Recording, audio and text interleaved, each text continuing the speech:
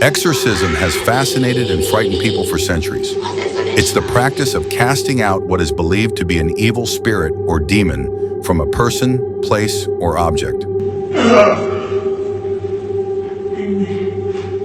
Rooted in many religions, it's most commonly associated with Christianity, where it is believed that specific prayers and rituals can drive out these forces. While exorcism is a symbol of faith for many, it has also sparked fear, debate, and tragedy. One of the most infamous cases is that of Anneliese Michel, a young woman whose life was consumed by suffering, leading to one of the most haunting stories of exorcism ever recorded.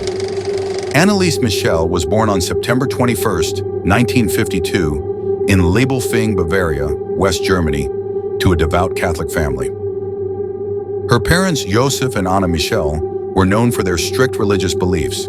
They instilled in their children the importance of prayer, attending church, and living a virtuous life.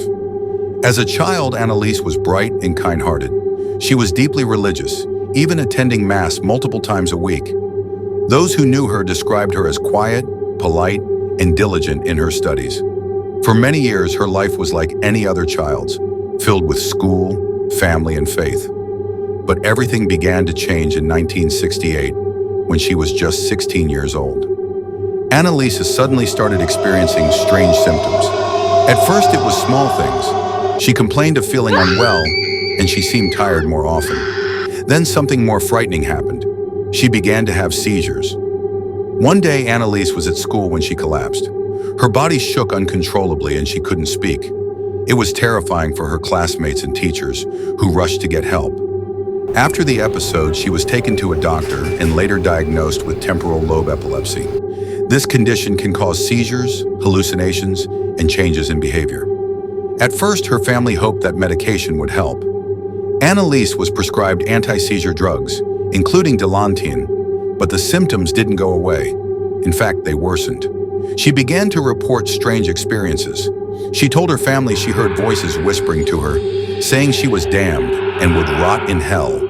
As time passed, Anneliese's behavior became increasingly alarming. She said she saw demonic faces wherever she went. She described shadowy figures looming over her bed at night, watching her as she tried to sleep. The Michels grew deeply worried. Anneliese's behavior continued to spiral out of control. She refused to eat, claiming the food was cursed. She tore apart her room in violent outbursts and destroyed religious objects, including a crucifix. She would often scream for hours, seemingly at nothing. At one point, she was found crawling under a table, growling like an animal and barking like a dog. The family turned back to doctors, hoping for answers. Anneliese was given more medications, including Tegretol, a powerful antipsychotic drug. Despite this, her symptoms did not improve. She continued to deteriorate, becoming more withdrawn and violent. Medical professionals suggested she might be suffering from schizophrenia or severe psychosis, but the Michels began to suspect something far darker was at play. By 1973, the family was convinced that Anneliese was possessed. They sought help from the Catholic Church, hoping that a priest could save their daughter. At first, the church was reluctant. Exorcisms are not performed lightly, and the church requires evidence of true possession, which includes behaviors like speaking languages the person doesn't know, extraordinary strength. Despite this, the family persisted. They contacted Father Ernst Alt, who agreed to meet with Anneliese.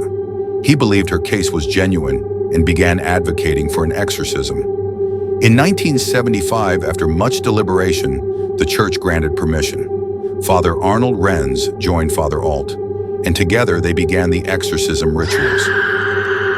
The first session took place in September 1975. Over the next 10 months, Anneliese underwent 67 exorcism sessions, each lasting several hours.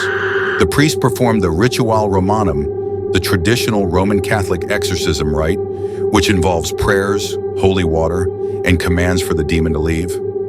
During these sessions, Anneliese displayed terrifying behavior. She spoke in voices that were not her own, growling and snarling. She claimed to be possessed by multiple demons, including Lucifer, Judas Iscariot, and other figures associated with evil. She would contort her body into unnatural positions, sometimes requiring several people to hold her down. Her health, however, began to decline rapidly. Anneliese refused to eat, Saying the demons wouldn't let her, she lost a significant amount of weight, becoming skeletal. Her face became gaunt, and her body was covered in bruises and sores from the intense physical strain. For the Michels, the situation was unbearable. They watched helplessly as their daughter suffered, clinging to the belief that the exorcisms would save her. Anneliese herself remained deeply religious and reportedly told her family she was willing to die to atone for the sins of others. Her condition continued to worsen. By June 1976, she was severely malnourished and dehydrated. Her body was so weak that she could no longer stand or speak clearly. Despite this, the exorcisms continued. On July 1st, 1976, after months of unimaginable suffering, Anneliese Michel passed away. She was just 23 years old. The official cause of death was malnutrition and dehydration. She weighed only 68 pounds at the time of her death. Anneliese's death shocked the world. Her parents and the priests who performed the exorcisms were charged with negligent homicide. During the trial in 1978, horrifying details emerged. The court listened to audio recordings from the exorcisms, capturing Anneliese's chilling screams and guttural voices.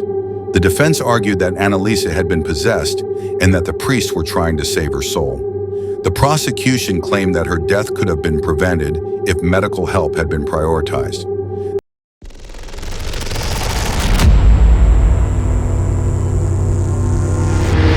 The priests and parents were found guilty, but received suspended sentences and probation.